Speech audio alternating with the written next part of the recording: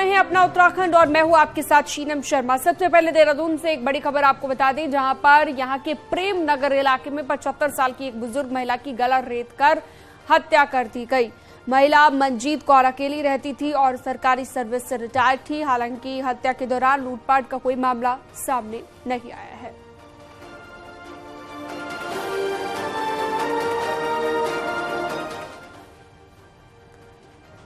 उत्तराखंड में बुधवार को कोविड के 90 नए मरीजों में संक्रमण पाया गया। अकेले देहरादून में ही 55 मरीजों की रिपोर्ट पॉजिटिव आई है, जबकि प्रदेश में इस समय कोविड के 199 एक्टिव केस हैं और 81 मरीज रिकवर भी हो चुके हैं।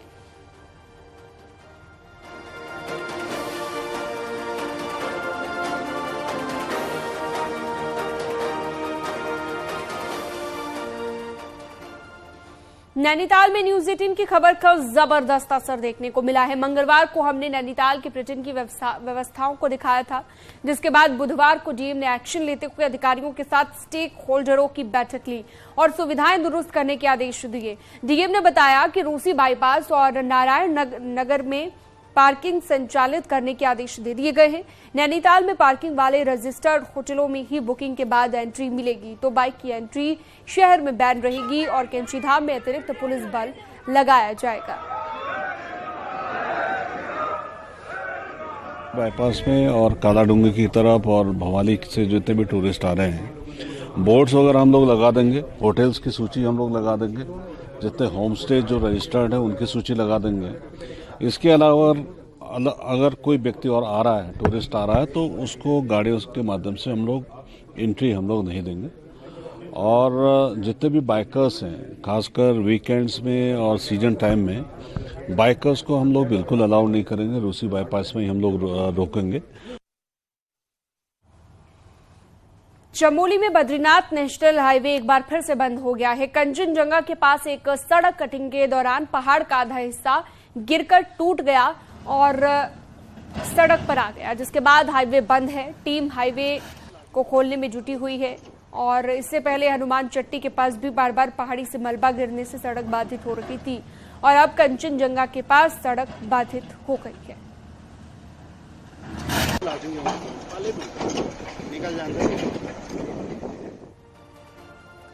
उत्तरकाशी में धरासू के पास गंगोत्री राजमार्ग चौड़ीकरण के चलते आपदा प्रबंधन ने 21 अप्रैल तक के लिए यातायात स्केड्यूल जारी कर दिया है, जिसके चलते 24 घंटे के अंतराल में राजमार्ग करीब 12 घंटे बंद रहेगा। पहाड़ी कटिंग की वजह से गंगोत्री हाईवे सुबह 10 बजे से लेकर 12 बजे तक और दोपहर 3 बजे से लेकर 5 बजे तक बंद रहेगा। इसके अलावा रात को 10 बजे से लेकर सुबह 6 बजे तक हाईवे पूरी तरह से बंद रहेगा। हालांकि इस दौरान स्थानीय लोगों को भी इस शेड्यूल से परेशानी का सामना करना पड़ेगा।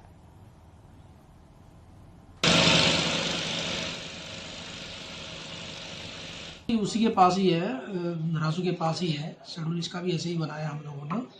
इसमें भी प्रातः 10 बजे से लेकर 12 बजे तक है और फिर 3 बजे से लेकर 5 बजे तक है और 10 बजे से प्रातः 6 बजे तक है। हरिद्वार देहरादून जिले के बॉर्डर पर चेकिंग करते हुए खाद्य सुरक्षा विभाग की टीम ने 6 क्विंटल पनीर पकड़ा है। आशंका ये जताई जा रही है कि ये पनीर मिलावटी है। दिल्ली नंबर की गाड़ी में पनीर देहरादून की ओर लाया जा रहा था। टीम ने पनीर के सैंपल लेकर जांच के लिए भेज दिए हैं। खाद्य सुरक्षा अधिकारी का कहना है कि लगातार सैंपल लेकर इन पर एक्शन लिए जाने की तैयारी है। अगर किसी भी तरह की लापरवाही या फिर मिलावटी ये खाने पीने का सामान पनीर पाया जाता है।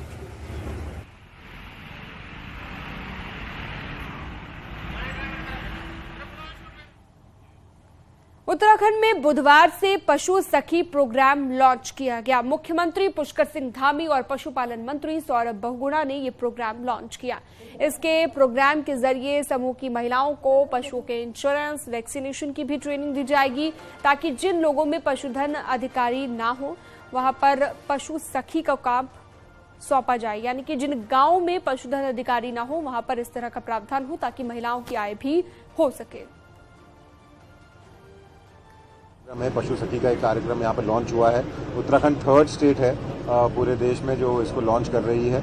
इसमें हमारी जो मातृशक्ति हैं समूह के माध्यम से उनको पशुपालन विभाग के साथ और ग्राम विकास विभाग के साथ जोड़ा जाएगा और उनको ट्रेनिंग दी जाएगी कैसे पशुओं को साइलेज की ट्रीटमेंट का, उनको वैक्सीनेशन का, इंश्योरेंस का। बीजेपी सांसदों की कमान अब चुनाव तक पार्टी संगठन के हाथ में होगी। संगठन प्रोग्राम तय करेगा और सांसद उसे फॉलो करेंगे।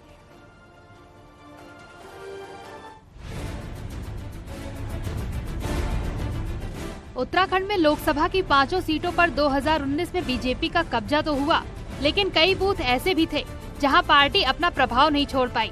एक बार फिर से लोकसभा चुनाव सिर पर है तो सांसदों की अग्नि परीक्षा भी शुरू हो गई है। 4 साल तक अपने हिसाब से काम किया, लेकिन अब संगठन तय करेगा कि सांसदों को करना क्या है। मंगलवार को सीएम, प्रदेश प्रभारी और प्रदेश अध्यक्ष के साथ हुई मीटिंग में सांसदों को रोड मैप समझा दिया गया है। हर महीने सांसदों को 15 बूथ पर अपनी उपस्थिति दर्ज करानी होगी, तो अगले 3 महीने सांसदों को अपने संसदीय क्षेत्रों में बने रहने के निर्देश दिए गए हैं। प्रत्येक जनपद के अंदर सांसदों के कार्यक्रम के लिए उसके क्रियान्वयन की दृष्टि से हमारे जहां प्रदेश में भी पदाधिकारी तय करेंगे, तो जिले के अंदर भी हमारे पदाधिकारी तय होंगे, जो सीधे लाइसेंस सांसदों तय करके, और हमारा जो बूथ अध्यक्ष है उस तक का लाइसेंस बनेगा और कार्यक्रम का भव्य स्वरूप बने, इस दृष्टि से रचना बनी। 30 अप्रैल को जब प्रधानमंत्री की मन की बात का 100वां एपिसोड जारी होगा, सांसदों को निर्देश है कि अपने अपने क्षेत्र में प्रभुत्व वाले वोटर्स के साथ बैठकर इस कार्यक्रम को सुने। हरिद्वार सांसद संतों के साथ रहेंगे तो नैनीताल सांसद खटीमा में थारू जनजाति के बीच होंगे। गढ़वाल सांसद पूर्व सैनिकों के साथ होंगे तो सांसद अजय टमटा शिल्पकार वर्ग के साथ कार्यक्रम सुनेंगे। बीजेपी की व्यूह रचना बारीक है। सांसद पार्टी निर्देशों को अनिवार्य रूप से फॉलो करें, इस पर नजर रखने के लिए प्रदेश के एक पदाधिकारी को जिम्मेदारी दे दी गई है। तो जिलों में जिला अध्यक्ष तय करेंगे कि सांसद कहां और किस कार्यक्रम में जाएंगे। देहरादून से न्यूज 18 के लिए सुनील नवप्रभात की रिपोर्ट।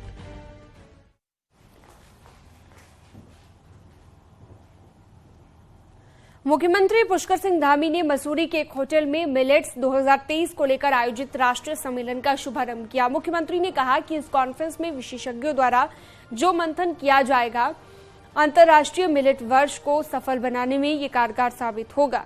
मुख्यमंत्री ने कहा कि इस तरह के आयोजनों से न केवल मिलेट्स के प्रचार प्रसार में सहायता मिलेगी, बल्कि इनसे उत्तराखंड में मोटे अनाज की खेती को भी बढ़ावा मिलेगा।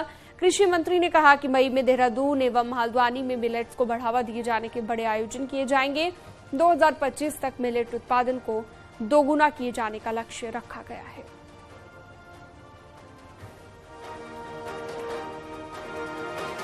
एक ऐसा अन्न है, श्री अन्न है, जिसके बारे में अभी भाई कमल जी कह रहे थे। ये श्री अन्न हर प्रकार की जो शरीर के अंदर चाहे प्रोटीन की आवश्यकता है या पोषक तत्वों की आवश्यकता है, उसको पूरा करने का काम करता है। उत्तराखंड कांग्रेस के मसले सुलझाने 14 अप्रैल को दिल्ली से कांग्रेस नेता पीएल पुनिया आएंगे। विधानसभा चुनाव की हार और प्रदेश अध्यक्ष के 1 साल के कार्यकाल पर जिस तरह से सवाल उठने अब शुरू हुए हैं, वो विवाद बढ़ता जा रहा है। दिल्ली से आने वाले नेताओं के बारे में हरीश रावत और प्रीतम सिंह को कोई जानकारी तक नहीं है। देखिए,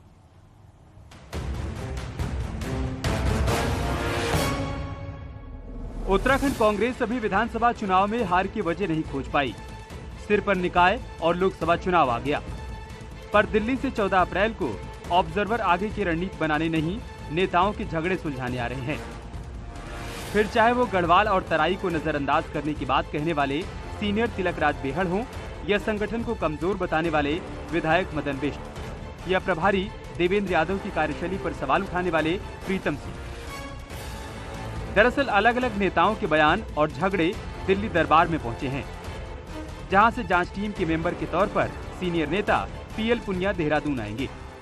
कार्यकर्ताओं का मनोबल शून्य पर पहुंचा देता है, तो हाईकमान ने इसका गंभीरता से संज्ञान लिया है और एक कमेटी गठित की है। पर्यवेक्षक 14 अप्रैल तक यहां आएंगे, ऐसा सूत्रों से पता चला है, और तमाम बयानों का आकलन करके देखेंगे कि किसके बयान से पार्टी को डैमेज हो रहा है। छत्तीसगढ़ हो या राजस्थान, चुनाव से पहले झगड़े चल रहे हैं। सचिन पायलट अपनी सरकार के खिलाफ धरना दे रहे हैं। चुनाव के दौरान उत्तराखंड में भी यही हाल था, जब हरीश रावत और प्रीतम सिंह के बीच खुलकर विरोध देखने को मिला। पर अब हरीश प्रीतम की दोस्ती दिखाई पड़ती है और प्रीतम सिंह और करण माहरा आमने सामने दिखते हैं। पर हैरानी की बात यह है कि दोनों नेताओं को नहीं पता कि दिल्ली से कौन आने वाला है और क्यों आने वाला है। प्रीतम जवाब देने को तैयार हैं। हरीश रावत को उम्मीद है कि दिल्ली से ऑब्जर्वर आने से शायद हाल सुधर जाए। हाँ भाई आए, मैंने क्या बात कहनी। मैं तो कांग्रेस का एक बहुत छोटा सा अदना सा कार्यकर्ता हूँ। मेरी तो कोई हैसियत ही नहीं, मेरी तो कोई बिसात ही नहीं है। हमसे अगर कोई बात पूछेंगे तो जरूर कह देंगे, वरना चक्रोता के लोगों ने विधायक बनाया, विधायक के दायित्व का निर्वहन कर रहा हूँ। कौन आ रहा कौन नहीं आ रहा मुझे जानकारी नहीं है। अब जिनको पास जानकारी है वो कह रहे आ रहे, तो जब आएंगे तब देखेंगे। भाई सुनेंगे तो हमें भी। मुझे इस विषय में कोई जानकारी नहीं है, मुझसे अभी नहीं बताया गया है, इसलिए मैं इस पर कोई भी टिप्पणी नहीं करूंगा। मगर मैं एक बात जानता हूं, यदि कोई आएंगे भी तो इसी कांग्रेस के तो होंगे ना, कुछ न कुछ हमको दे करके जाएंगे। कुछ और हो सकता है जिस चीज को हम नहीं समझ पा रहे हो वो समझ भी दे करके जाए। कांग्रेस में बड़े नेताओं के झगड़े राज्य बनने के साथ ही शुरू हो गए थे। बस फर्क ये रहा कि बावजूद इसके पार्टी ने 2 बार सरकार बनाई। लेकिन साल 2016 की बगावत के बाद कांग्रेस के अंदर जो हाल हुआ, उस अनकंट्रोल बवाल को कांग्रेस का हाईकमान भी थामने में नाकाम नजर आता है। दीपांकर भट्ट, न्यूज़ 18, देहरादून। योग गुरु स्वामी रामदेव ने बड़ा राजनीतिक बयान देते हुए कहा कि देश की जनता ने ठान लिया है, जो सनातन के समर्थक हैं उन्हीं को सत्ता सौंपी जाएगी और सनातन विरोधियों की 2024 के चुनावों में विरोधियों की विदाई हो जाएगी। स्वामी रामदेव ने कहा कि विपक्षी पार्टियों की विचारधारा में काफी अंतर विरोध है, इसलिए विपक्ष कभी एकजुट नहीं हो सकता, ना ही किसी पार्टी के पास प्रधानमंत्री नरेंद्र मोदी जैसा चेहरा है। तो विपक्ष एकजुट हो ही नहीं सकता, क्योंकि उनके अपने राजनीतिक स्वार्थ, उनकी जो पॉलिटिकल आइडियोलॉजीज और एक अलग प्रकार का सबके अंदर विद्वेष है, उनकी एकता असंभव है। और दूसरी बात, मोदी जी जैसा कोई चेहरा उनके पास में नहीं है। तीसरी बात, पूरे देश में सनातन का गौरव इस तरह से बढ़ा हुआ है कि सारे देश ने ये स्वीकार कर लिया है, जो सनातन के समर्थक हैं उन्हीं के हाथों में देश की सत्ता देंगे, और जो सनातन के विरोधी हैं या सनातन को जिन्होंने नेपथ्य पर रखा, अब उनका राजनीतिक मोक्ष और ज्यादा हो जाएगा इस बार के 2024 के चुनाव।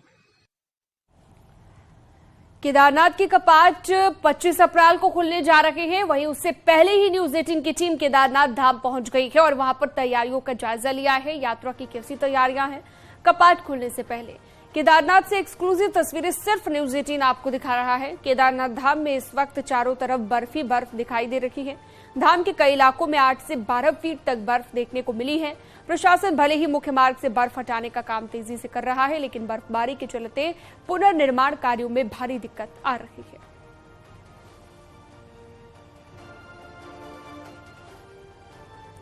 और आज से भगवान बद्री विशाल के कपाट खोलने की परंपरा का श्री गणेश हो गया है और सदियों पुरानी परंपरा के तहत आज टिहरी राज परिवार से जुड़ी महिलाओं ने हाथों से तिलों का तेल निकाला। देखिए,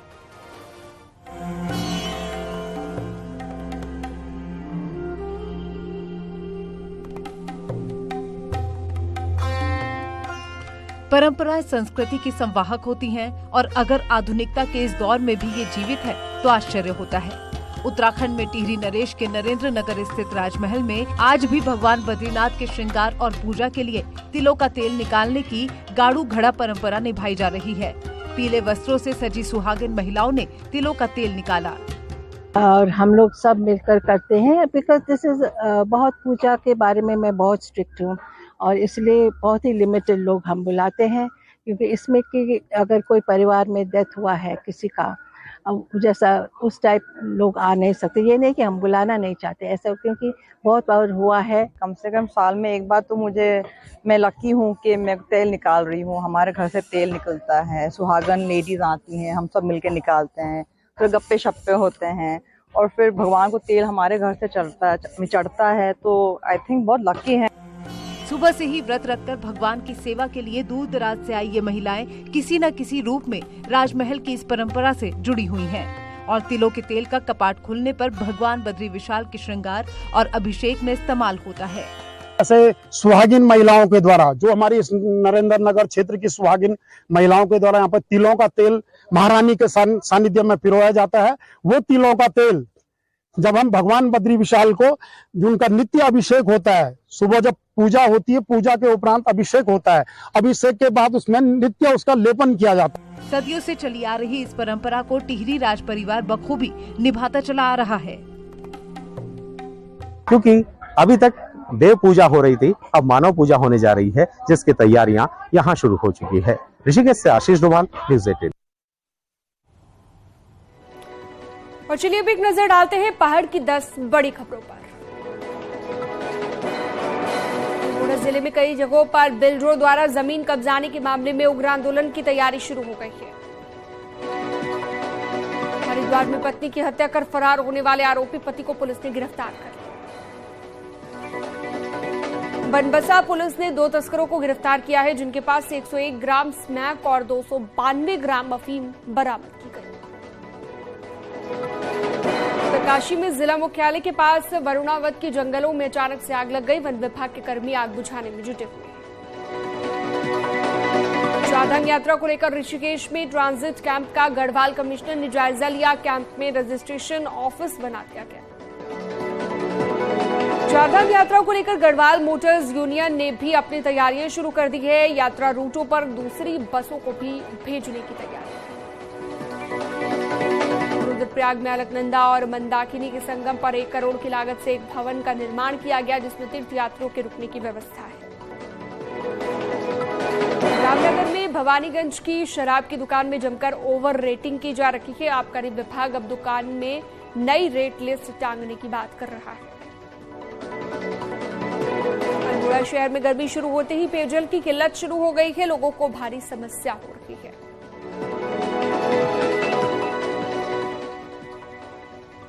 पिथौरागढ़ में एसबीआई की मुख्य शाखा के बैंक कर्मचारी के साथ पुलिसकर्मी पर मारपीट का आरोप। नाराज बैंक कर्मियों ने काम रोका।